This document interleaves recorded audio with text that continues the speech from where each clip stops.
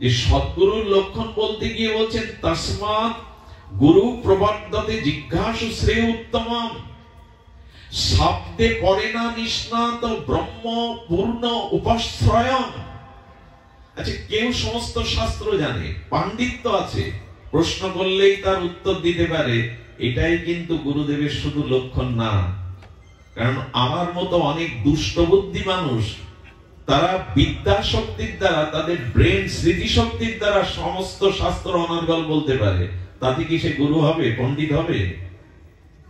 বোঝা যায় কথা বাবা? অনেক আছে যারা সমাজে শুদ্ধ ভদ্র মানবিক নয়, কিন্তু তাদের মেধা শক্তি প্রবল। তো মেধা শক্তি দিয়ে যদি সমস্ত শাস্ত্র আপনি মুখস্থ করে বলতে পারেন, তাতে আপনি গুরুদেব নন। এই জন্য পরে বলে শব্দে পরে না নিষ্ণাতং ব্রহ্ম পুনঃ উপাশ্রয়ম, অর্থাৎ তার মধ্যে পূর্ণ ব্রহ্মের স্বয়ং ভগবানের উপাশ্রয় থাকতে হবে। তিনি শ্রী ভগবানের উপাশ্রয়ম, তার মধ্যে স্বয়ং ভগবানের অপরোক্ষ মহিমা, কৃপা শক্তি, এগুলি থাকতে হবে, শুধু শাস্ত্রের দ্বারা নয়। শব্দে ব্রহ্মাণী বেদাক্ষ ন্যায়ত নিষ্ণাতম তত্ত্বম, অর্থাৎ সমগ্র শাস্ত্রের ব্যুৎপত্তি জ্ঞানের সাথে সাথে তিনি পূর্ণ ব্রহ্মের আশ্রয় তত্ত্ব হবেন, তার মধ্যে পূর্ণ সমশ্রয় থাকবে। ছোট করে একটু বলি, 4টে লক্ষণ যদি কারোর মধ্যে দেখেন, তাহলে পরম্পরা ধারায় হলে দীক্ষা তার কাছে নিন। প্রথম লক্ষণ, যে যিনি নিজে দৃঢ় বিশ্বাসের সহিত ভগবত ভজন নিজে করেন, যিনি নিজে ভজন পরিত্যাগ কখনো করেন না, এবং তিনি ভজন সাধন করে প্রেম ভক্তি উপলব্ধি করেছেন, নিজে আচরণ করেছেন। দ্বিতীয়, যিনি বেদ এবং বেদের ভাগবতের গূঢ় ভক্তি সিদ্ধান্ত নিপুণ ভাবে শিষ্যের মধ্যে সংশয় দূর করে জানাতে পারেন, এবং তিনি শ্রীকৃষ্ণের অহেতুক অপরোক্ষ অনুভূতি কৃপা শক্তি প্রাপ্ত হবেন, শক্তি সম্পন্ন হবেন, এবং যিনি কাম ক্রোধ লোভ হতে মুক্ত। এই 4টে লক্ষণ হলেই তার মধ্যে সদ্গুরুর লক্ষণ। লোভ কাম কামনা হতে যিনি মুক্ত, যার কুঞ্জে আজ আমরা বসে হরিকথার ভাগ্যপ্রাপ্ত হয়েছি, উনি আশ্রমে বসে একদিন নাম করছেন, নিদ্রাজয়ী ছিলেন। এই দিব্য মহাপুরুষ, ইনি ছিলেন নিদ্রাজয়ী মহাপুরুষ, ঘুমাতেন না। উনি আশ্রমে বসে বসে হরি নাম জপ করছেন, সাক্ষাৎ ভগবত দর্শন করেছিলেন। নাম জপ করতে করতে, ঘটনাটা বহুবার আমরা উল্লেখ করেছি, সম্মুখে দেখছেন কমলা দেবী, লক্ষ্মী দেবী। কমলা দেবী, তুমি এসেছো এখানে? কিন্তু উনি তো মহাপুরুষ, শাস্ত্রজ্ঞ মহাপুরুষ। উনি তাকিয়ে দেখছেন, এ তো লক্ষ্মী দেবী না, লক্ষ্মীর মতো অপরূপ রূপ। কারণ লক্ষ্মী দেবী হতে গেলে তার গলে প্রলম্বিত সদ্য প্রস্ফুটিত সুগন্ধময় পদ্ম ফুলের মালা থাকতে হবে, নাহলে তিনি লক্ষ্মী নন। লক্ষ্মীকে, কমলা দেবীকে চেনার উপায় হলো সদ্য প্রস্ফুটিত সুগন্ধমণ্ডিত প্রলম্বিত, অর্থাৎ জানু পর্যন্ত লম্বা পদ্ম ফুলের মালা গলায় থাকতে হবে, নাহলে তিনি লক্ষ্মী দেবী। দেখছেন পদ্মের মালা গলায় নাই। উনি ধ্যান করে জানতে পারলেন উনি লক্ষ্মী দেবী না। ওনার আশ্রমে এক শিষ্য, তিনি কামের চিন্তা করছিলেন, পর স্ত্রীর প্রতি মোহগ্রস্ত হওয়ায় পর স্ত্রীর চিন্তা করছিলেন। আর ওই যে সুন্দরী রূপ ধরে এসেছে, ও অশরীর কোন প্রেতাত্মা, যাদের আত্মাগুলো আত্মহত্যা করে, অতি পাপ করে মারা যায়, তাদের আত্মার ঊর্ধ্বগতি হয় না। তারা বিভিন্ন রূপে তাদের যে অতৃপ্ত বাসনা, তাদের যে ভোগ বাসনা, তারা কারো শরীরের মধ্যে প্রবেশ করে ওই ভোগ বাসনাগুলো পরিপূরণ করে। একটু কথা বলি, ভগবত চিন্তন না করলে কিন্তু ক্ষতি হবে।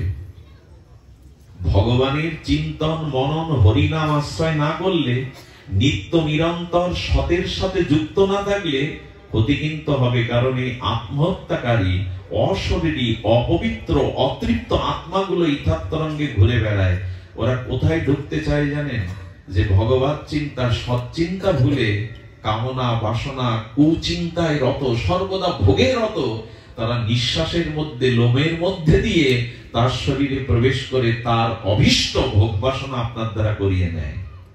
মানুষ মাঝে মাঝে এমন কাজ করে বসে, কিছুক্ষণ পর শান্ত হলেই বিবেকের কাছে প্রশ্ন করে, আমার দ্বারা এই কাজ হলো কি করে? আপনার দ্বারা হয়নি, ওই অসৎ চিন্তার ফল এটি, কুচিন্তার ফল এটি। আপনার মধ্যে প্রবেশ করে অশরীরী অতৃপ্ত আত্মা তার ভোগ, তার ক্রিয়া করে নিয়েছে। এই জন্য খুব সতর্ক থাকবেন। মানুষ বাড়ি তৈরি করে ইটের উপর প্লাস্টার করে, তারপর পেন্টিং করে। কেন করে জানেন? ইটটা আগলা রাখলে নোনা ধরবে, ওতে ছত্রাক গিয়ে জন্মাবে। খালি ইট পেলে, খালি জায়গা পেলে কিন্তু ছত্রাক এসে বসবে। যখনই মন ভগবত চিন্তা, হরিনাম ছেড়ে দেবে, তখন এই অপবিত্র চিন্তাটা, অসৎ চিন্তাটা আপনার স্মৃতিতে ঢুকে যাবেই যাবে, সেই আপনাকে বিপদগামী করবে। ওই যে কামের চিন্তা করছে, ও এসেছে ওর শরীরে ঢুকবে বলে, ভেতরে ঢুকতে পারছে না। কেন জানেন?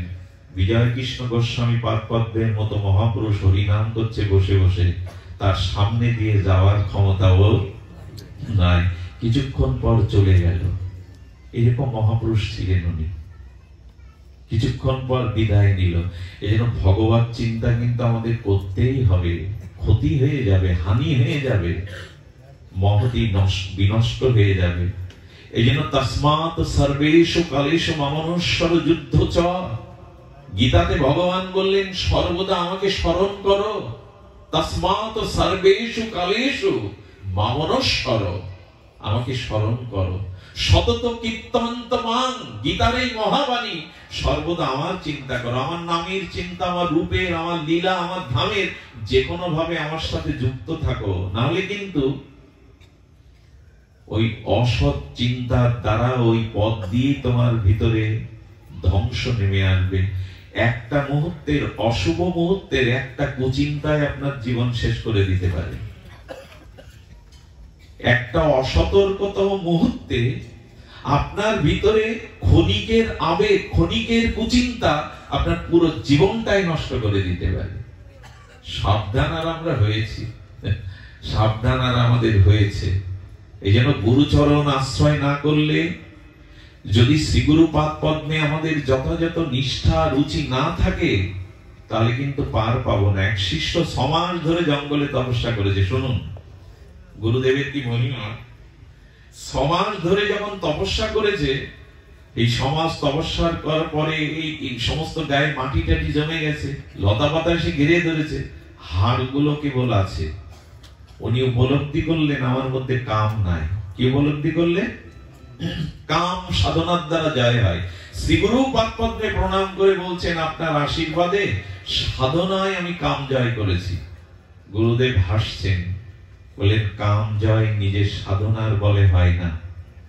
দেবতা মনি ঋষিরাও স্খলিত হয়ে পড়ে। গুরু কৃপা ব্যতীত কারো কাম জয় সম্ভব। গুরুদেবের বাক্যটা নিজে সাধন করেছে তো, নিজে ভজন করেছে, মেনে নিতে পারছে না। শিষ্য গুরুদেবের সামনে তর্ক করতে পারেন না, কিন্তু মন থেকে মেনে নিতে পারলেন না। ওনার সিদ্ধান্ত সাধনার দ্বারা কাম জয়। কেউ যেন কখনো মনে করবেন না আমি নিজ চেষ্টায়, ভজনের দ্বারা, আমার নিজ প্রচেষ্টার দ্বারা, নিজ পুরুষত্বের দ্বারা আমি কাম ক্রোধ জয় করতে পারবো। সম্ভব না। একমাত্র শ্রী গুরু করুণা হলে, আর গুরু বলতেই সাধু গুরু বৈষ্ণব তিনে এক। সাধু গুরু বৈষ্ণব, এদের কৃপা ব্যতীত কাম জয় হবে না। শিষ্যটির মনে 3 মাস যেতে না যেতে হঠাৎ কামের উদয় হলো। গুরুদেবেরই ইচ্ছা। এমন হলো 2 দিন উপবাস করে ঘরে দৌড় দিয়ে আছে, কিন্তু কাম যাচ্ছে না। উনি কি করেছে জানেন? সহ্য না করতে পেরে কামের তাড়নায় পীড়িত, তাড়িত হয়ে পতিতালয়ে গেছেন। পতিতা সুন্দর বেশ ধরে তার সামনে যখন একটা জল ফলের থালা এনেছেন, পতিতার মুখপানে তাকাবার সাথে সাথে দেখছেন ওখানে পতিতা দাঁড়িয়ে নেই, শ্রী গুরুদেব দাঁড়িয়ে আছেন। শ্রী গুরুদেব দাঁড়িয়ে আছেন। দৌড়াতে দৌড়াতে উনি শ্রী গুরুদেবের চরণে এসে কাঁদছেন, আর চরণ ধরে বললেন, শ্রী গুরুদেব, সাধনার দ্বারা কাম জয় হয় না, হয় গুরু কৃপার দ্বারা। শ্রী গুরুদেব সর্বদা আপনার দিকে দৃষ্টি দিয়েছেন, পতন হতে দেবেন না, হাত ধরেই তিনি পার করে দেবেন।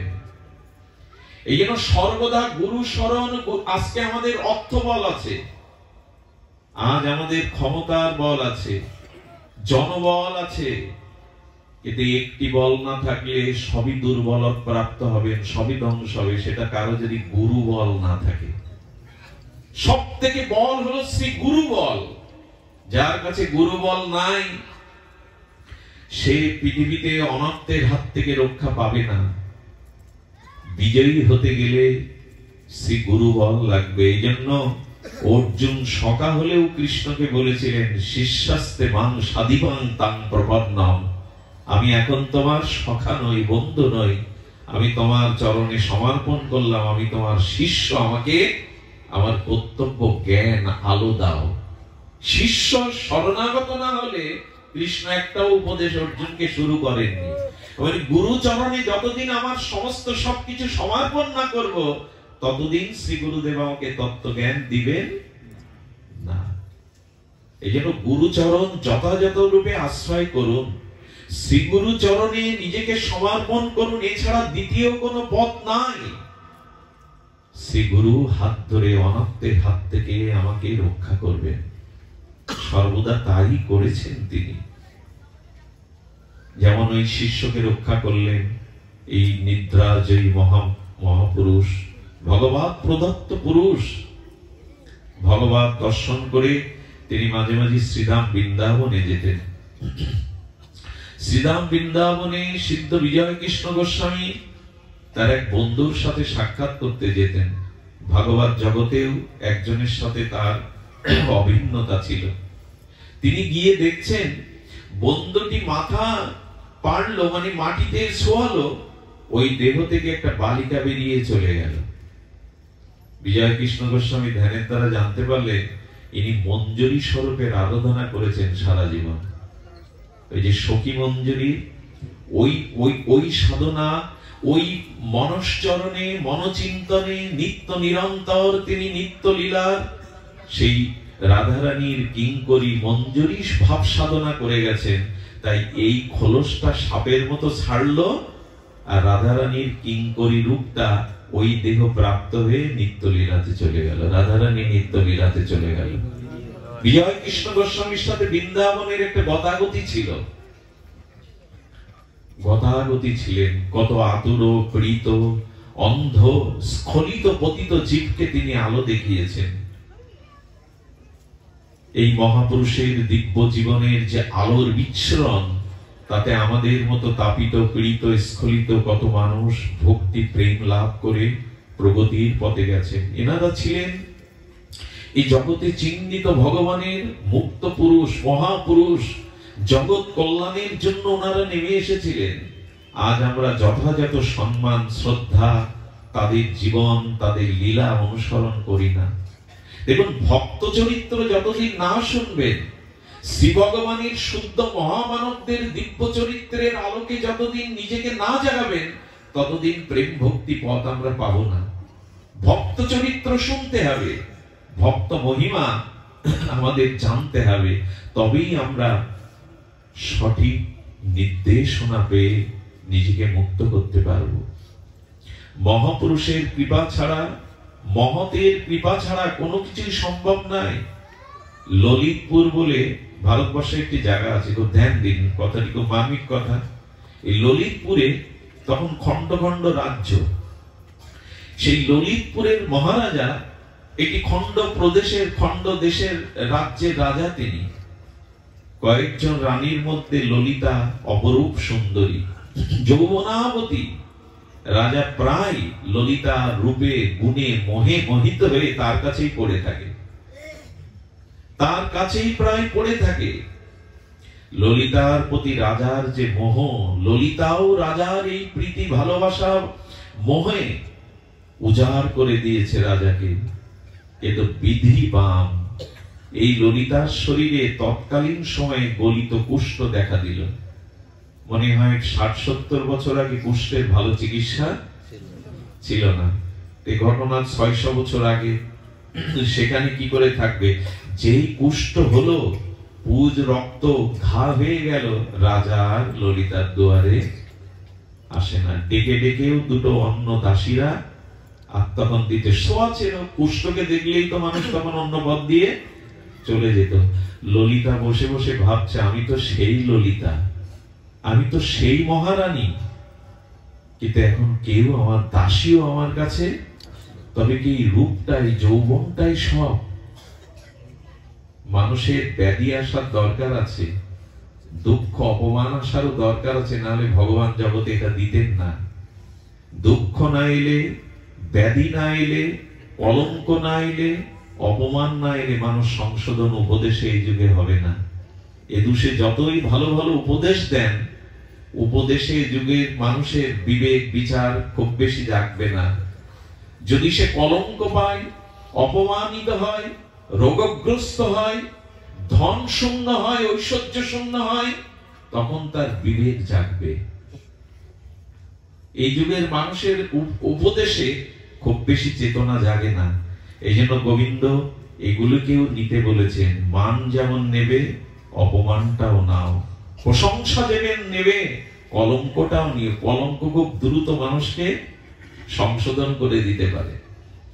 তো এই জন্য ললিতা ভাবছে এই দেহের সৌন্দর্য নাই বলে রাজাও ফিরে তাকায় না, রানীর মর্যাদা কেউ দেয় না। রাজা কি করেছে জানেন? যাতে ছড়িয়ে না পড়ে, পাশে একটা ঘর নির্মাণ করে ওই ঘরের মধ্যে অবরুদ্ধ রেখেছে, দাস দাসী দিয়ে কিছু পাঠায়। ললিতা ভাবলো, যৌবনী আমরাও বুঝতে পারি না, আমরাও জানতে পারি না এই রূপ যৌবনটা আমাদের কাছে মানুষের প্রাপ্তি কি। এই সংসারে আপনাকে কেন মানুষ ভালোবাসার অভিনয় করে, আমার আমার করে, তুমি ছাড়া আমি বাঁচবো না কেন বলে জানেন? আপনার কাছ থেকে সে সুখ পায়, আপনার কাছ থেকে সুখ আদায় করে নেয়।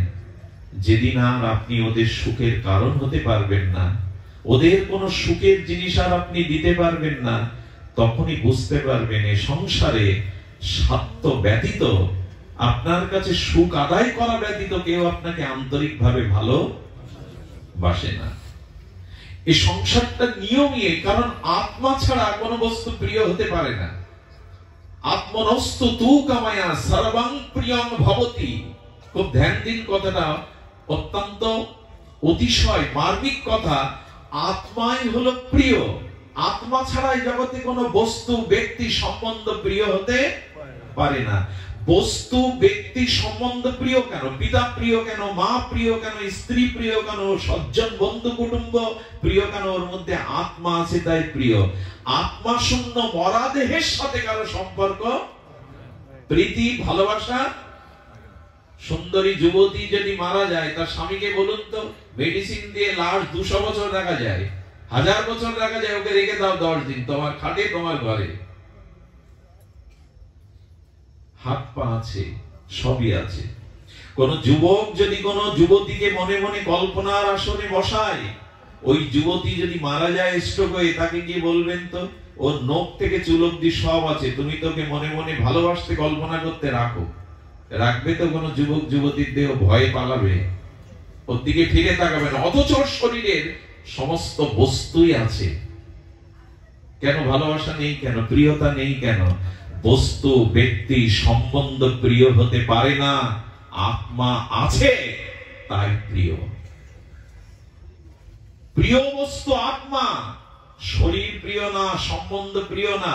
এই জগতে একটু বাস্তবতাকে যদি নিরীক্ষণ করেন, দেখতে পাবেন সুখ না আপনি দিতে পারলে, এই সংসারের জন্য আর কিছু করতে না পারলে, আপনার প্রয়োজনই নাই তাদের। এই মোহতেই ভুলে আছে আমার আমার করে। এই জন্য আত্মাই প্রিয়, কারণ ভগবানের চিত্তন অংশ, চিত অংশ আত্মা, সহজ অবল সহজ সুখ রাশি আত্মা। এই জন্য আত্মা আছে তাই সম্বন্ধ, প্রীতি, ভালোবাসা সবই আছে। তো এই আত্মা প্রিয়। তো ললিতা চিন্তা করলো, এই দেহ তাহলে প্রিয় নাই, রানী এই পথ প্রিয় নাই, শুধু যৌবনটা এই পোকা হয়ে গেছে, পুজ রক্ত হয়ে গেছে বলে মুখও দেখে না। আত্মহত্যা করার সিদ্ধান্ত নিলেন। কেন মহাপুরুষ, কেন গুরুদেবের, কেন সাধুর শরণ নিতে হয়? এদের ছাড়া জীবনে আত্মকল্যাণ সম্ভব নয়। মহতের কৃপা বিনা কোনো কার্যে ভক্তি নয়। আবার বলি, মহতের কৃপা বিনা কোনো কার্যে ভক্তি নয়। কৃষ্ণ ভক্তি রহুক দূরে, সংসার নহে ক্ষয়। আরে কৃষ্ণ ভক্তি তো দূরের কথা, সংসারের মোহমায়াও ক্ষয় হবে না যতদিন কোন মহতের কৃপা আপনার জীবনে না হবে। এখানে ভগবত কৃপার কথা বলা হয়নি, ভগবানের কৃপা না, সাধুগুরু বৈষ্ণব কোন মহতের কৃপা যদি হয়, তখনই আপনার জীবনে সংসার ক্ষয় হবে, মোহ নাশ হবে, তখনই আপনার জীবনে কল্যাণ আসবে, তাছাড়া আসবে না। ললিতা চিন্তা করলো আত্মহত্যাই করব, আত্মহনন করব। কে তার দেহটা বাইরে নিয়ে যাবে? উচ্চ প্রাচীর, রাজপ্রাসাদ। একজন কাজের লোককে ডেকে সোনার হার খুলে দিল গলা থেকে, এটা তুমি নাও, রাত্রে আমাকে পার করে দাও, মই দিয়ে পাঁচিলটা পার করে দাও। ললিতাপুর, এখনো ভারতবর্ষে ওনার নাম করে, ওই গ্রামটার নাম ললিতপুর। উনি পাঁচিলের ওপাশে গেলেন, কখনো একটু হেঁটে, কখনো গড়িয়ে। ওখানে একটা বিশাল কুয়ো ছিল, বহু মানুষ এর আগে ওখানে মরেছে। কুয়োতে যখন ঝাঁপ দিতে যাবে, ওই কুয়োর পাশে ছিল নৃসিংহদেবের মন্দির। ওখানে বসে একজন ভক্ত, একজন তপস্বী সাধক বহুদিন ধরে ভজন করছেন নৃসিংহদেবের। চোখ বন্ধ করেই বলছেন, মরলে কি, শরীর ছাড়লেই কি সমস্যার সমাধান হয়? যেই বলেছে থমকে দেয়, আমি মরতে এসেছি কে জানলো? কাউকে তো আমি বলিনি। মহাপুরুষের চরণে গিয়ে পড়েছেন, আপনি কি করে জানলেন আমি আত্মহনন করতে এসেছি? সব জানি আমি। যদি জানেন কেন আটকাচ্ছেন? হয়তো মরতে দিন, না হলে আমার এই রোগ সেরে দিন, দুটো একটা আপনাকে করতে হবে। সাধু বললেন, রোগ সারতে পারি, কিন্তু একটা সত্য আছে। কি সত্য? এই দেহটা পুনরায় যখন তুমি পাবে, তখন এই দেহটা শ্রী ভগবানকে ব্যতীত এই দেহের ভাগ, এই দেহের যতদিন বর্তমান আছে সময়, দেহ অন্য কাউকে আর দিতে পারবে না। তুমি এর থেকে যৌবনাবতী হবে, এর থেকে রূপের জৌলুস বাড়বে, কিন্তু এই দেহ মন শ্রী ভগবানকে ছাড়া আর কাউকে দিতে পারবে না। এই সত্যে যদি বলো, সবাই তো আমাকে পরিত্যাগই করেছে, আর কাকে দেবে? জগৎকে আমার চেনা হয়ে গেছে, জগৎকে আমি ভালো করে বুঝেছি। কৃপা করে যদি একবার এই সুযোগ দেন, জীবন ও যৌবন সর্বস্ব আমি ভগবানের চরণে সমর্পণ করব। একবার সুযোগ দিন, আমি সমর্পণ করব। শুধু ভক্তগণ, উনি বললেন, কুয়োতে ঝাঁপ দিয়ে না, কুয়োর জল তুলে স্নান করো, নৃসিংহদেব কৃপা করে তোমার রোগ নিরাময় করবেন। রোগ নিরাময় হলো। এটা গল্প শোনাচ্ছি না আপনাদের, জৌলুসও বাড়লো, যৌবনাবতী হয়ে উঠলো আগের থেকে। কিন্তু ঘরে গিয়ে ভেতরে হাক লাগিয়ে একজন দাসী রেখে ওর মধ্যে স্নান পান যেটুকু করেন, রাজা শুনেছে রানী নিরাময় হয়েছে। আমি বহু চেষ্টা করেও কবিরাজ ঔষধে পারিনি, কোন অলৌকিক কৃপায় হয়েছে। রানীর রূপ জ্যোতি দূর থেকে দেখেও বারবার করজোড়ে ওই মোহ, ওই ভোগের লালসা। বললেন, জগৎকে আমি বুঝেছি, এ শরীর সংসার আর এখন আর জগতের নয়, জগদীশ্বরের। আমাদের চেতনা এমনি করে ফিরতে পারে যদি কোন মহতের কৃপা আমাদের জীবনে হয়। মহৎ সঙ্গ, মহৎ কৃপা ছাড়া এই জীবনে আমাদের পূর্ব কুসংস্কার স্বভাব সুসংস্কারে আসবে না। এই জন্য মানুষকে সংস্কার হতে হবে, আর সংস্কার হতে গেলে আমাদের প্রয়োজন সৎ সংস্কারের জন্য মহতের কৃপা, শ্রী গুরু কৃপা। গুরু কৃপা ব্যতীত এই জগতে কোনো কিছুই সম্ভব নয়। শ্রী গুরু পাদ পদ্ম আশ্রয়, শ্রী গুরু স্মরণ মনন। আমার কি মনে হয় জানেন, যোগাচার্য স্বামী বনবানন্দ একটা জিনিস তিনি রেখে গিয়েছিলেন, সেটা হলো গুরু পূজা। দেখুন, আমাদের গৌড়ীয় বৈষ্ণবে যে পূজা পদ্ধতি আছে, উপাসনা পদ্ধতি, ওখানে গুরু পূজা আগে করে তবে গোবিন্দের পূজা। কিন্তু গুরু পূজাটাকে বিশেষ জোর দিতে হবে। শ্রী গুরু পূজা আজকে যদি ঘরে ঘরে হতো, শ্রী গুরুর অভিষেক, শ্রী গুরুর আরাধনা, শ্রী গুরু বন্দনা, এর মধ্যে দিয়ে একটা পরিবার জেগে উঠত। আজ সবকিছু নষ্ট হতে বসেছে জানেন। আজকে সমাজ বিবর্তনে, সময়ের পরিবর্তনে আমরা এত উগ্র আধুনিক ভোগবাদী সভ্যতায় পৌঁছেছি, আমাদের সনাতন সংস্কার কৃষ্টির দিকে লক্ষ্য নেই। যে গৃহে প্রভাতে মঙ্গল আরতি হয়, যে গৃহে সন্ধ্যায় ভগবানের দিব্য আরতি হয়, যেখানে শ্রী ভগবানের গীতাদি শাস্ত্র অনুশীলন পঠন পাঠন হয়, যেখানে সাধুগুরু বৈষ্ণবের চরণ ধুলিতে স্নাত হয়, সেখানে অভিশাপ আসতে পারে না। সে বাতাবরণ, সে পরিবেশ কিছু ভিন্ন, কিন্তু এগুলি হয় কি গৃহে? সব থেকে বড় কথা অর্জুন বলেছিলেন, অধর্ম বিভবাৎ কৃষ্ণ দুষ্টাশুকুল স্ত্রীয়। খুব মন দিয়ে শুনুন কথাটি। গৃহে যদি ধর্ম অনুশীলন না থাকে, শ্রী গুরু পূজা, ভগবত উপাসনা না থাকে, তবে স্ত্রীদের মধ্যে দুষ্ট বুদ্ধি আসার সম্ভাবনা থাকে। অধর্মে বিভবাৎ কৃষ্ণ দুষ্টাশুকুল স্ত্রীয়, অর্জুনের শব্দটা গীতাতে। যে পরিবারে পুরুষরা আদর্শমুখী নয়, ধর্মমুখী নয়, সেই স্ত্রীর, সেই ঘরের সহধর্মিনী স্ত্রী বা রমণীগণ প্রায়শ দুষ্ট স্বভাবের হয়ে যায়। ভজন নেই, উপাসনা নেই তো কি? আগে যায় কাজকর্মও থাকতো, সুস্থ থাকতো। সেই মা ঠাকুরমাদের আমলের ভোর থেকে উঠে, এখন তো রিমোটের যুগ, পরিশ্রম। এখন এত রোগ ব্যাধির কারণ হলো মানুষ সব রিমোটে করে বসে। কাজের লোক, মোছার লোক, রান্নার লোক সব আলাদা। বসে বসে খেলে হবে কি? রোগী তো হবে। মা ঠাকুরমারা সেই গোবরের প্রলেপ দিত, আজকে এগুলি নেই। গোবরের প্রলেপ দিত, ওই গোবরের মধ্যে এমন একটি জীবাণুনাশক ক্ষমতা আছে, ওখানে কোনো জীবাণু আসতে পারে না। আজও কোনো মাঙ্গলিক কর্মে যেখানে যজ্ঞ হবে, হোম হবে, ওখানে গোময় লেপন করতে হয়, কারণ পরিবেশটা জীবাণুমুক্ত হয়। মাটি দিয়ে, প্লেট দিয়ে ঢেকে দিতে পারলেই আমরা খুশি। আচ্ছা, মাটির ঘরে পড়ে কারো মাজা ভেঙেছে এরকম শুনেছেন? এখন তো বাথরুমে পড়েই মানুষ মারা যায়। এত প্লেট বসানো, ওইখানে পড়ে প্রায় শুনবেন বাথরুমে পড়ে গিয়ে। তার মানে কি এগুলো বসাতে নিষেধ করছি না, কিন্তু এত উগ্র হওয়া ঠিক নয়, এত ভোগবাদে থাকা উচিত নয়। অতি ভোগ কিন্তু আমাদের কালচারটাকে নষ্ট করতে বসেছে। আজকে এই জন্য ভোরবেলা যদি মায়েরা উঠে একটু মঙ্গল আরতি দেয়, ওই ঘুমান্ত স্বামী সন্তানের কানে যদি ভগবানের দিব্য প্রভাতী ভৈরবীর আগে ওই হরিনাম যায়, তাদের দিনটায়, তাদের মনে মনে সারাদিন ওই সুখটা অনুরণন হবে। প্রভাতী সুরে কেউ যদি আমার গৌরকে জাগায়, রাই জাগো, এই যে প্রভাতী ভৈরবীর আগের হরিনাম, শুধু হরিনামও যদি কেউ করে, ওই সুরটা বাতাবরণে, ঘুমন্ত সন্তানের কানে বাতাবরণে গেলেই কল্যাণ হবে। সবকিছুই নষ্ট হতে বসেছে।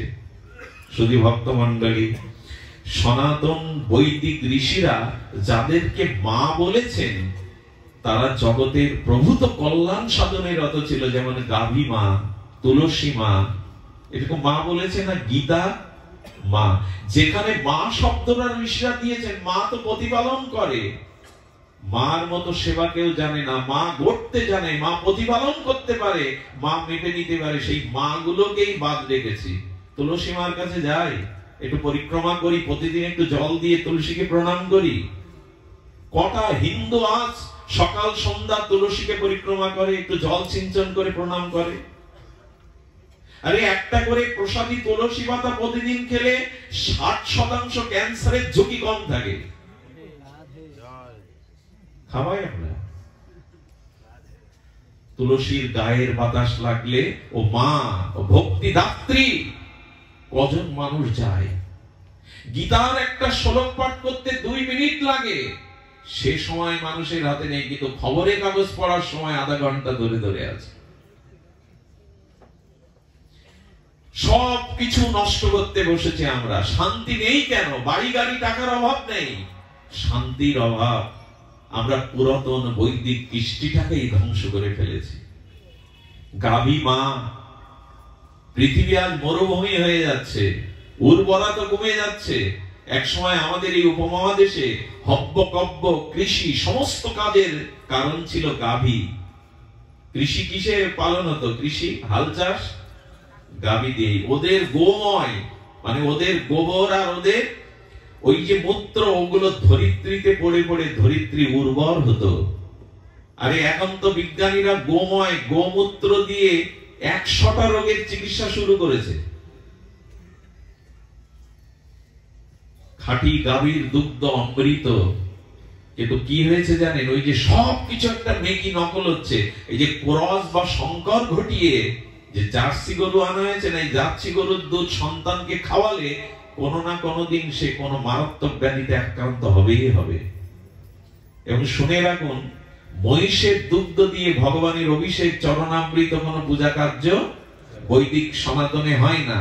কারণ মহিষের দুধ যতই উৎকৃষ্ট হোক, সার হোক, মহিষ হলো রজগুণ বা ক্রোধের প্রতীক। গাভীর দুধ লাগবে যদি বলেন বিল্বমঙ্গল এইসব কথা রেখে দাও, এখন খাঁটি গাভীর দুধ কোথায় পাবো? ওই দিয়ে সারতে হবে, হবে না পূজা। তবে বিদেশি জার্সি গরুর সাথে সাথে যদি ওই না পান, খাঁটি দেশি গাভীর দুগ্ধটা 2 ফোঁটা ওর মধ্যে দিয়ে তবে পূজা সারতে হবে, অভিষেক করতে হবে, নাহলে ওটা গ্রহণীয় হবে না। সব কিছুই একটা মেকি করতে বসেছে। আর তাতে ক্ষতি হয়েছে কি জানেন? অর্জুন বলেছেন, ভগবান গৃহে যদি ধর্ম অনুশীলন না থাকে, গারস্থ আশ্রমে যদি ভগবানের উপাসনা না থাকে, ত্যাগ ব্রত উপাসনা না থাকে, তবে দুষ্টাসু কুল স্ত্রী ও কুল স্ত্রীগণ ভোগমুখী হয়ে যাবে, অলস হয়ে যাবে, অপসংস্কৃতিতে জড়িয়ে যাবে। আর তাতে কি হবে? তাতে বর্ণ সংকর রূপ সন্তানের জন্ম হবে, যাদের দ্বারা পূর্বপুরুষ উদ্ধার পিণ্ড পাবেই না, এবং যাদের দ্বারা এই বংশ 21 কুল নিম্নগামী হবে।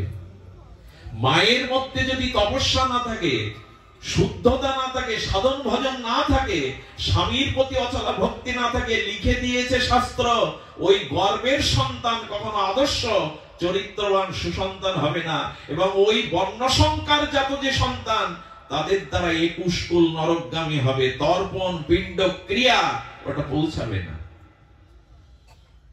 অর্জুন সতর্ক করেছিলেন, আমরা শুনিনি। কামনা বাসনার দ্বারা, দেহ ভোগের দ্বারা যেসব সন্তান জগতে আসছে, তাদেরকে মানবিক মনুষ্যত্ব বোধে আদর্শ চরিত্রবান করে গড়া তোলাটা এখন সব থেকে কঠিন। আমি কয়েক প্রবচনে বলেছি, এখন বিমান তৈরি করা, জেট বিমান, যুদ্ধ বিমান তৈরি করা সহজ, সমুদ্রের তলে সাবমেরিন তৈরি করাও সহজ, অ্যাটম বোমাও সহজ। পৃথিবীর সব থেকে কঠিন এখন সন্তানদেরকে আদর্শ চরিত্রবান করে গড়ে তোলা। এর থেকে কঠিন কাজ পৃথিবীতে এখন নাই। 1980 সাল থেকে এই 2025-এ পৃথিবীর সব থেকে ক্ষতি হয়ে গেছে এই সময়ে যারা জন্ম নিয়েছে এই প্রজন্ম। এরা বহুবিধ ডিগ্রি, শিক্ষা, প্রযুক্তি বুঝছে, কিন্তু মানবিক আদর্শিক চরিত্রবান ধর্মজ্ঞ মহাপুরুষ তৈরি হচ্ছে না। এর একটাই কারণ, সংসারে যদি ধর্ম অনুশীলন না থাকে, শ্রী ভগবানের উপাসনা না থাকে, কুল স্ত্রীগণ ভোগমুখী হয়ে যাবেন, দুষ্টাসু দোষ বুদ্ধি আসবে। আর এই জাতীয় অভজনের মধ্যে, ভোগের মধ্যে যেসব সন্তান আসবে, তারা বর্ণ সংকর যুক্ত হয়ে আসবে, তাদের দ্বারা কোনো কল্যাণ। যে বংশে একজন শুদ্ধ চরিত্রবান আদর্শ ভক্ত জন্মায়, গোবিন্দ বলেছিলেন তার 21 কুলকে সে উদ্ধার করতে পারে। তৎ বিপরীতে যদি অধার্মিক চরিত্র স্খলিত কোন অধার্মিক সন্তান জন্মায়, তাহলে সে 21 কুলকে নরকে ডোবাবে, বংশটাকেই ধ্বংস করে দেবে। সতর্ক হন।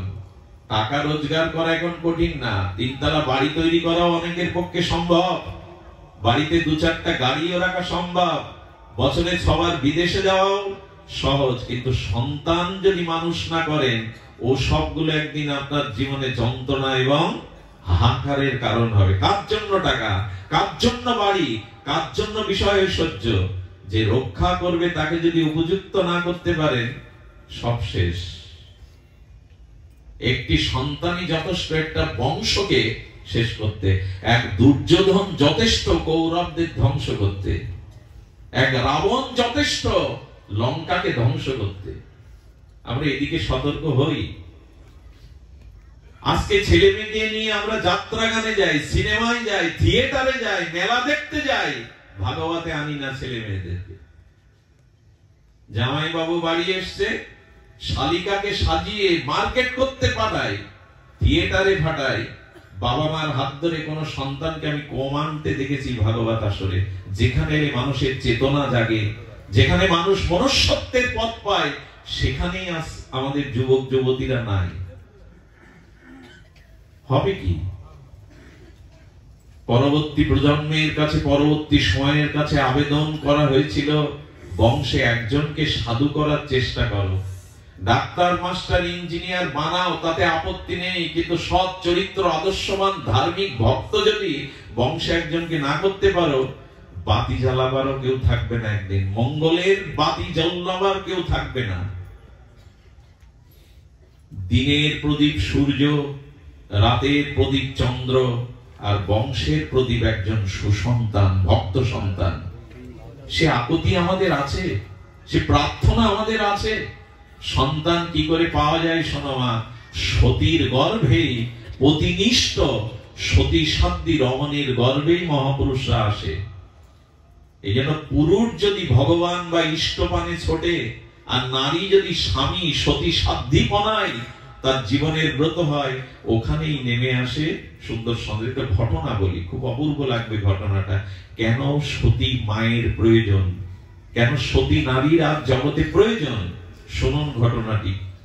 আপনাদের মনে আছে গঙ্গা দেবী একবার এই কলিহত জীবের সমস্ত পাপ ধুয়ে আসি আমরা গঙ্গায়, মা গঙ্গায় স্নান করে পাপ রেখে আসি, গঙ্গায় ভরে গেল সেই পাপের পূর্ণতা। মা গঙ্গা ওই পাপ নিজের গর্ভে রেখে যাওয়া ওই পাপকে স্খলনের জন্য গেলেন পার্বতী, লক্ষ্মী এবং সরস্বতীর নিকটে। তিনজনকে এক জায়গায় থেকে বলছেন, মা আমাদের জীব যে গঙ্গা স্থানে পাপ রেখে যায়, এই পাপ মুক্ত করো আমাকে। নারদের ইচ্ছা কিছু আলাদা, নারদ তো বাধায়, আর উনি যেটা বাধান সেটা আমাদের মঙ্গলের জন্য। গিয়েই বসেছে, হঠাৎ নারায়ণ নারায়ণ শব্দ, দিব্য মাধব নাম উচ্চারণ করে বলছেন, মা গঙ্গা, হে ভাগীরথী গঙ্গা, মা তুমি শোনো, তুমি এখানে কেন এসেছো? আরে জগতে একজন মহাসতী আছে, দেবী অনসূয়া, তার সাথে সাক্ষাৎ করলেই, তাকে দর্শন করলেই তুমি সমস্ত পাপ থেকে মুক্ত হবে, যা রেখে এসছে জীবগণ তোমাদের স্নান করে। আচ্ছা, কোন রমণীর সামনে আর এক কোন রমণীর প্রশংসা কোনদিন করতে যাবেন না। একটা বুদ্ধি আপনাদের জানাই, কোন নারী জাতির সামনে অন্য কোন নারীর প্রশংসা করবেন না, আপনার বিরাট ভজন হবেই। সে লক্ষ্মী দেবীর বেলাও তাই, পার্বতীর বেলাও তাই, সরস্বতীর বেলায়। নারদের প্রতি কিছুটা রেগে গেলেন, আমাদের থেকে সতী, আর তার পৃথিবীতে দেবী অনসূয়া যখন বললেন ওনার কাছে যাও, নারদ তো এরকমকে লীলাময়, লীলা করতে ভালোবাসেন, যাও ওখানে যাও। মা গঙ্গা প্রণাম করে নেমে এলো, কিন্তু ক্রোধ তো হলো, সরস্বতীও রেগে গেল, পার্বতীও রেগে গেল। তখন বলছেন, আমাদের থেকে সতীতাও পৃথিবীতে, এই উপাধি মেনে নিতে।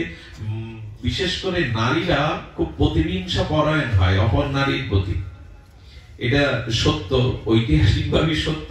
ওরা মেনে নিতে পারলো না। মেনে নিতে না পারলে দেবী অনসূয়ার ওখানে কি করেছেন, ওরা বুদ্ধি আসছে যে ওর সতীত্বের পরীক্ষা নেওয়া প্রয়োজন, ওর সতীত্বের পরীক্ষাটা নিতেই হবে।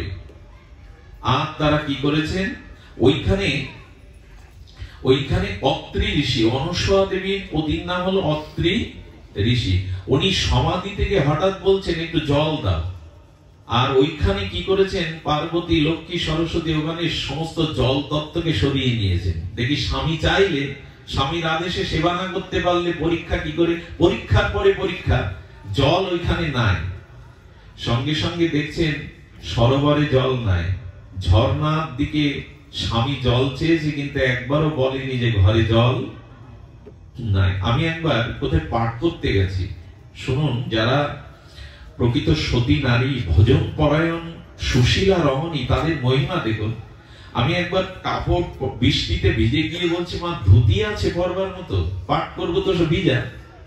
উনি খুব দরিদ্র, ভাঙা ঘর, কাপড় আছে কিনা আমার বিবেচনা করে বলা উচিত ছিল, কিন্তু বললেন আছে বাবা, দিচ্ছি। একটা কাপড় আনলেন সাদা, তবে মায়েদেরই, বৃদ্ধ মায়েরা যে সাদা কাপড়, একবারও বললেন না যে আমার ঘরে বস্ত্র বা ধুতি, সেটা সেদিন তিনি যাওয়ার সময় কি করছেন জানেন? যাওয়ার সময় একটা ফল মাথায় করে এনে দিচ্ছেন। বললাম, মা ফলটা এভাবে কেন দিচ্ছ? বলে, যে পথে তুমি চলেছ, আমি আমার প্রিয় পরম জগদীশ্বরের কাছে প্রার্থনা করি তোমার এই পথে, প্রচারের পথে যেন তুমি প্রকৃত প্রেম লাভ করতে পারো, ফল লাভ করতে পারো, প্রেম রূপ ফল। ফলটা দিচ্ছেন ওই অনুভূতি প্রশংসা করে, তুমি যাতে জগতে প্রেম ফল লাভ করতে পারো, লক্ষ্যে পৌঁছাতে পারো। ছোট্ট ঘটনা, এগুলো সাধারণ, কিন্তু মানুষকে উদ্বুদ্ধ করে। স্বামী বলেছে জল নেই, এ শব্দ নেই, এগিয়ে চলেছেন জলের জন্য। আর গঙ্গা সেই সময় আসছিলেন দেবী অনসূয়ার সাক্ষাৎকারের জন্য। ওনার দর্শনে, ওনার স্পর্শনে আমার মলিনতা যাবে, জীবে রেখে আসা পাপ বিধৌত হবে। গঙ্গাকে দেখে গঙ্গা প্রণাম করেছে, মা তো জলের জন্য কোথায় যাচ্ছেন? বলে, কে তুমি? বলে, আমি গঙ্গা। মা তুমি এসেছো তো? মা আপনার হাতে কোমণ্ডল, বলে একটু জল চাই। দুর্গা মানে গঙ্গা দেবী দেখছেন পার্বতী, লক্ষ্মী, সরস্বতী জল তত্ত্বই সরিয়ে নিয়েছে পরীক্ষার জন্য। ঝর্ণার দিকে মা গঙ্গা তাকালেন, ঝরে ঝরে জল আসলো, ওই জল নিয়ে গিয়ে স্বামীকে সেবা করালেন। দেবী অনসূয়াকে দর্শন করে মা সত্যপাতক নাশিনী দেবী গঙ্গা বড় প্রীত হলেন। আর গঙ্গা মায়ের আশীর্বাদ, মায়ের সঙ্গ পাওয়ার সাথে সাথে তার ভিতরে নির্মলতা এলো। দেখুন, একজন সতীর দর্শনের দ্বারা, একজন শুদ্ধ আত্মার দর্শনের দ্বারা গঙ্গারও রেখে আসা পাপ স্খলন হয়। কোন শুদ্ধ ভক্তের চরণধূলি যদি গঙ্গায় পড়ে, হরিনাম সংকীর্তনে রত কোন বিশুদ্ধ মহাভাগবতের চরণ রেণু যদি গঙ্গায় পড়ে, গঙ্গাও বলে আজ আমি ধন্য হলাম, আজ আমি ধন্য হলাম ভক্তের চরণ ধরি পেয়েছি বলে। গঙ্গাও নিজেকে ধন্য মানে। তো দেবী অনসূয়ার আশীর্বাদ পেয়ে গঙ্গা পবিত্র হলো।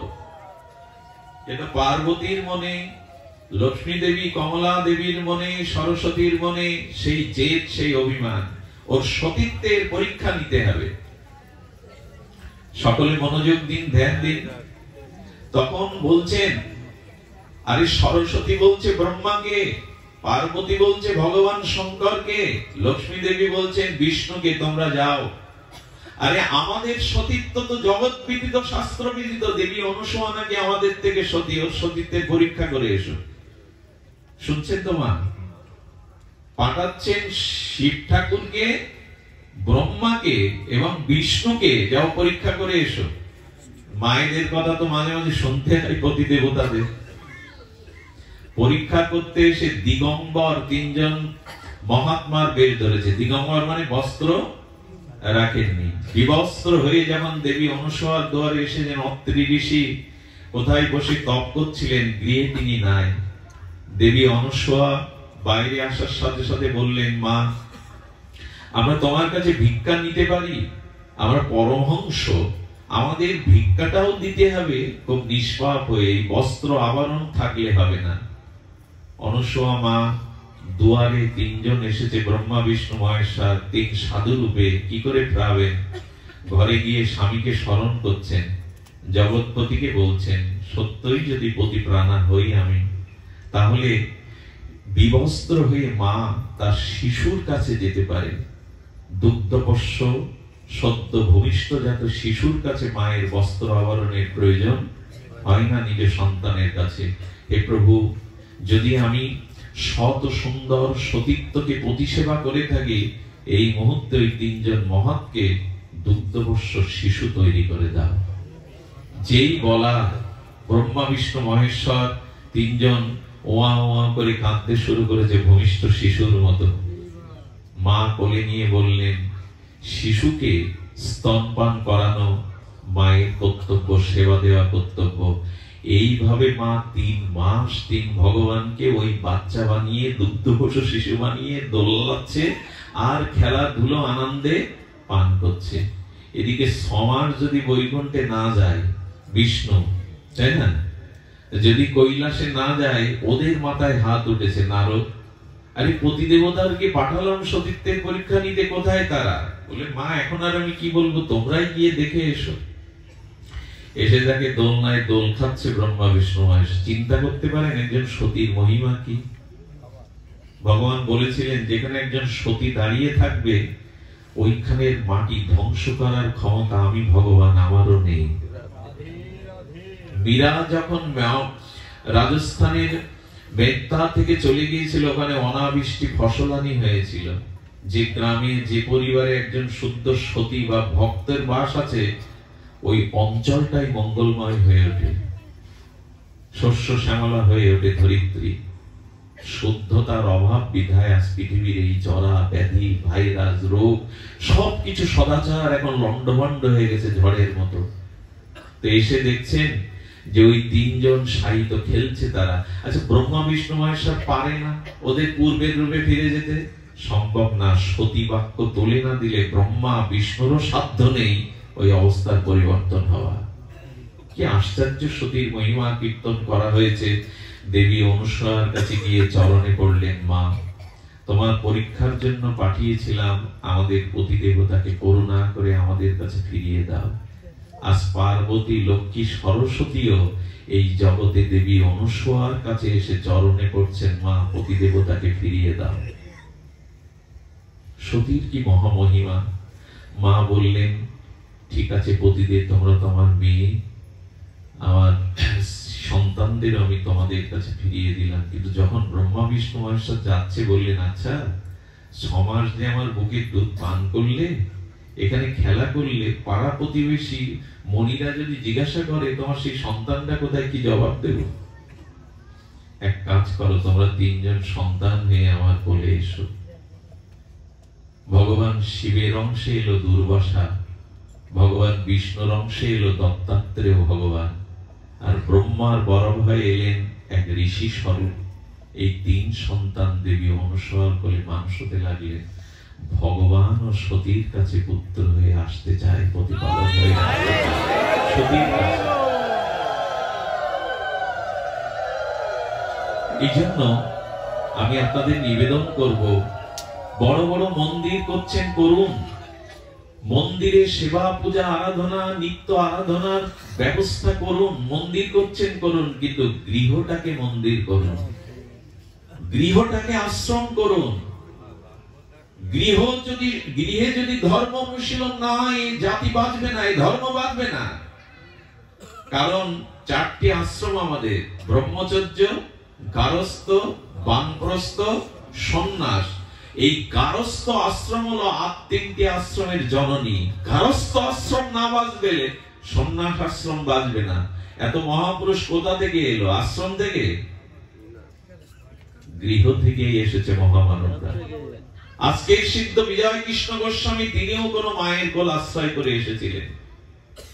এই জন্য গৃহটা যদি ভজন অনুগামী, পুরুষ যদি ধর্ম অভিমুখী হয়, নারীরা যদি সতী সাধ্যি পরায়ণা হয়, ওই গৃহে যদি নিত্য নিরন্তর ভগবানের উপাসনা, ভগবত আরাধনা হয়, ওইখানে আশ্রম রূপে নেমে আসবে মহাপুরুষগণ। আগামী দিনের সোনালী স্বপ্ন দেখাবে এই সনাতনী সন্তানরা। আমাকে প্রায় মাঝে মাঝে বলেন, মঙ্গলজি আপনি যেই অনিয়ম করে রাত দিন চলছেন, আপনি আপনার জায়গায় কাউকে রেখে যেতে পারছেন তো? কাউকে গড়ে যেতে পারছেন তো? যারা যাচ্ছে তাদের পরে যারা আসছে তাদের মতো পাচ্ছি না। পুরাতনকে পাচ্ছেন কি? যারা চলে গেছে তাদের আর আমরা পাচ্ছি না। পাচ্ছি না এই কারণে, পাওয়া সম্ভব, পাচ্ছি না এই কারণে আমাদের সংস্কার নাই, আমাদের অনুশীলন নাই। এই জন্য মহাপ্রভু বারবার সতর্ক করেছেন, ছাড়িয়ে অনাচার করো কৃষ্ণের সংসার। সংসারটা কৃষ্ণের করো, মায়ার করো না, ভোগের করো না। ছাড়িয়ে অনাচার করো কৃষ্ণের। যেখানে হরিনাম হয় না, সাধুগুরু বৈষ্ণবের চরণ ধুলি পড়ে না, যেখানে ঘন্টা কাসর সকাল সন্ধ্যা বাজালে কি হয় জানেন? ঝাঁজ, খোল, করতাল, এই দিব্য ধ্বনিতে ওখানে অভিশাপ পৌঁছাতে পারে না। কোন অপবিত্রতা সেখানে পৌঁছাতে পারে। এই শব্দগুলোর একটা মহা কল্যাণকর দিক আছে।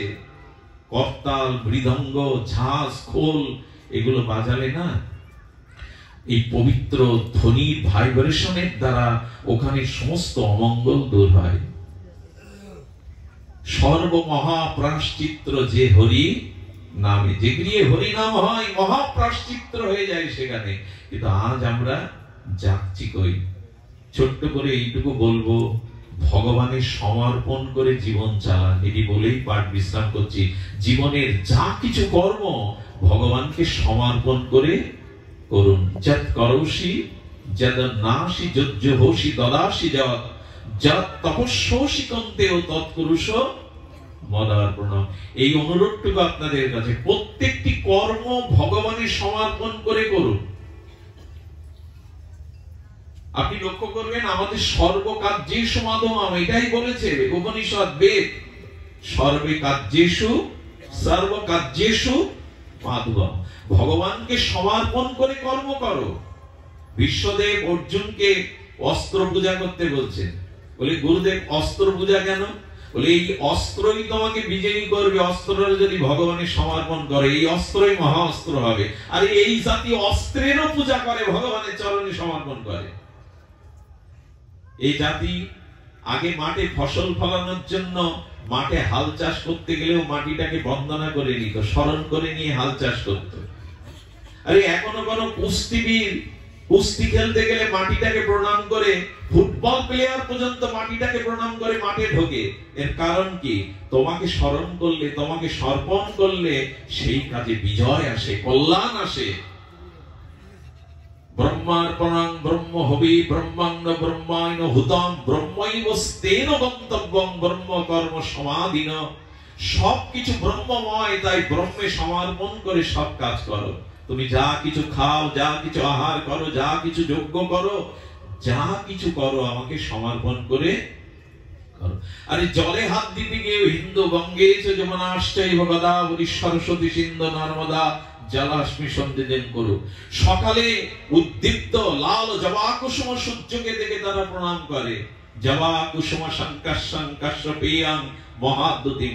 তারা অন্ন মুখে নিয়ে নেওয়ার সময় ভগবানকে সমর্পণ করে প্রসাদ গোবিন্দে নাম ব্রহ্মণে বৈষ্ণবে অন্নটাও নেয়। কি করে না? হিন্দুর আদর্শ ছিল সকাল থেকে রাত পর্যন্ত যে কর্মই করবে ওই কর্মটা যজ্ঞে রূপান্তরিত হবে যদি ভগবানকে অর্পণ করে করো, অর্পণ করে করো।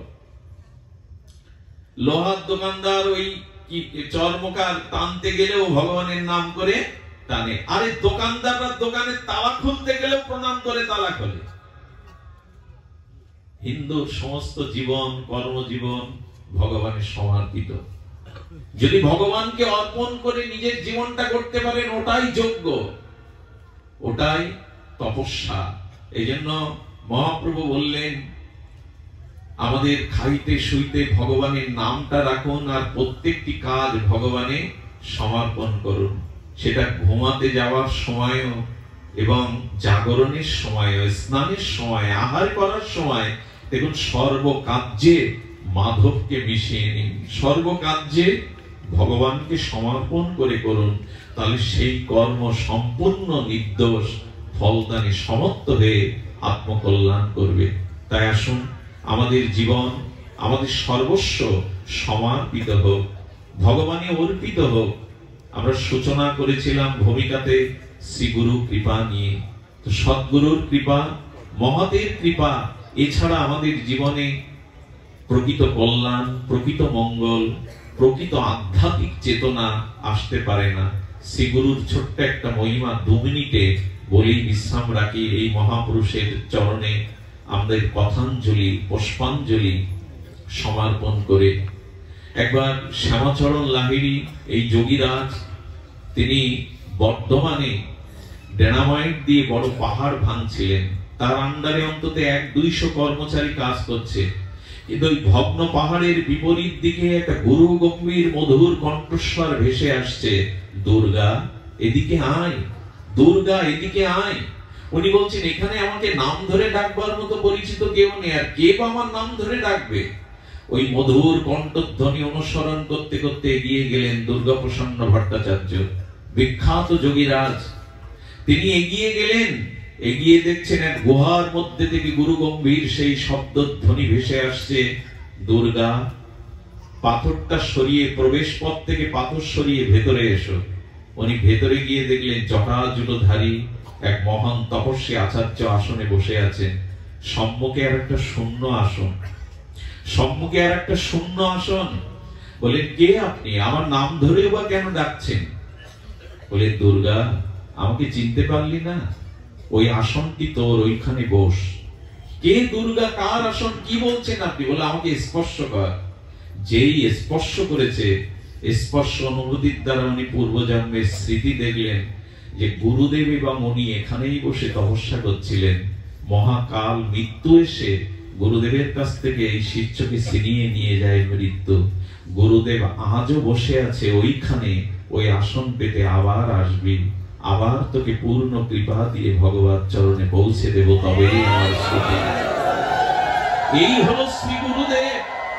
আমার উদ্ধার না হওয়া পর্যন্ত তিনি নিজেও আমার জন্য প্রতীক্ষা করবেন, অপেক্ষা করবেন।